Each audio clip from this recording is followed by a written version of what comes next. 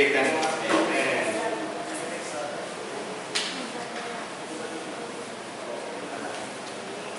Okay, affairs cause great damage.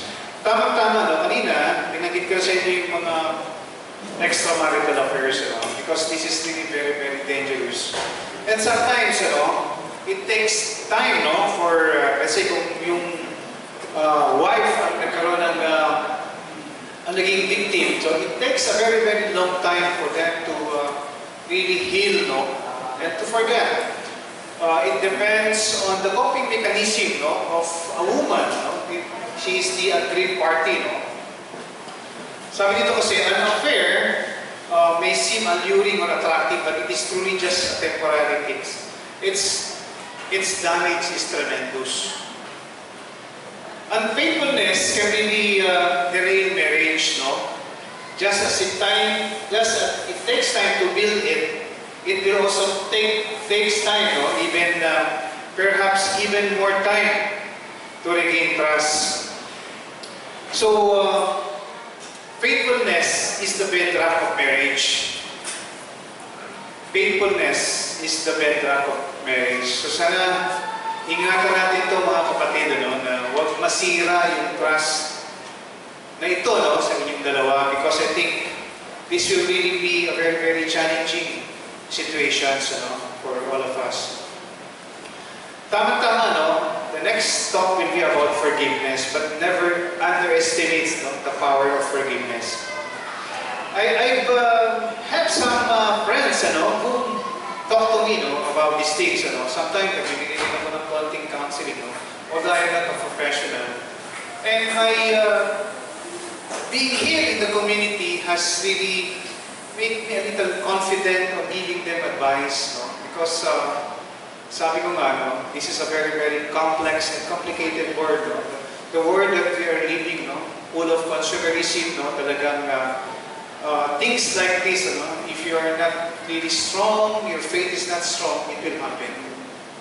And siguro this is the time that I would like to invite you, time to look for a community that will really give you a support, Because it's so hard for the two of you just to manage it. You need somebody, a support group that will really be beneficial for you. So that's why kami in community really help us, to really find solution, to the problems, not only for siguro marriage or relationship problem, financial, everything. I think find a support group that will really help you a lot. Okay? Avoid compromising moments with others.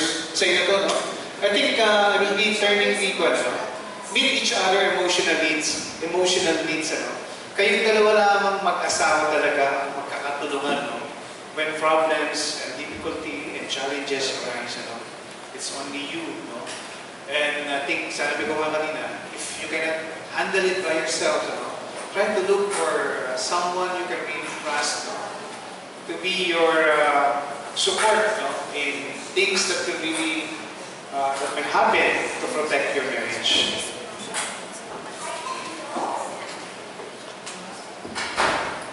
Avoid compromising moments with others. Others meaning yung anybody na hindi mo asawa. Yun yung others. Pwede naman kayo makipagkaibigan sa opposite sex, pero you have to know your boundaries all the time. You have to know your boundaries. Hindi pwede you are hanging out all the time with a certain friend, telling that friend about your concerns, your problems, o yung mga complaints mo sa wife mo. Kasi dapat yun, yung wife mo ang sinasabihan mo.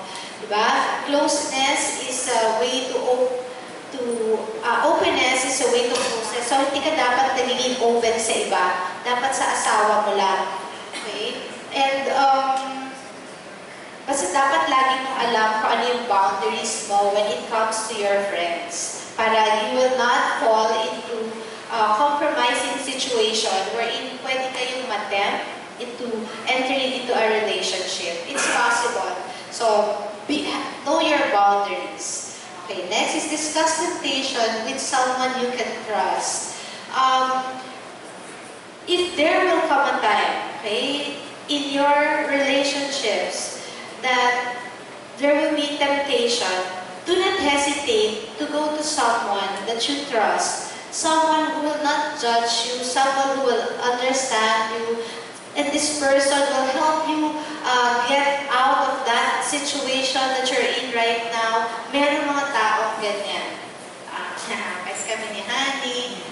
Pero, alam mo yun, it has to be someone na matutulungan ka to get out of that situation. Kasi alam nyo, when you talk it over with someone, the temptations and wrongdoings lose their hold on you. Pagka diniscuss mo yun with the person in the open, it lose their hold on you. O sasabihin mo dun sa friend mo na, yung lalaking yun, nagpapakuyog sa akin palagi. Ganun. Okay, so yung babae yun, laging patingin-tingin sa akin. So parang when you open it out, if you say it in the open, it loses its hold on you. And it is actually in Ephesians 5, chapter 5, verses 11 to 13.